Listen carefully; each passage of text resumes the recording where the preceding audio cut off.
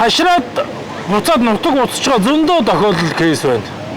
Зодуулаад, нүдүүлээд, орж ирээд, дарамтлаад, идэж байгаа хоолыг манайхан жорж ирээд булаагаад аваа явчихдаг. Одоо миний энэ утсан дээр зөндөө би шууд хөрөгчийн онгоолгоод орж ирээд тор өрөөл бүгдийг ингээд аваа явчихдаг тийм нөхдөд зөндөө байна. Би энэ утсан дээрээ бүх бичлэг баримт байгаа. Хогийн мөнгөр дээр хэд л одоо амьдарч байгаа нөхдүүд өчнөн байдаг. Тэд нар орж ирээд одоо ажил төрлийг ерөөсөө бүснүүлдэг, багаж хэрэгслээд хулгай хийдэг. Нөгөө мө хэдий чинь яваг л одоо ингээд ингээд явж байна та. Та ийшээ яв. За. Ийшээ яв.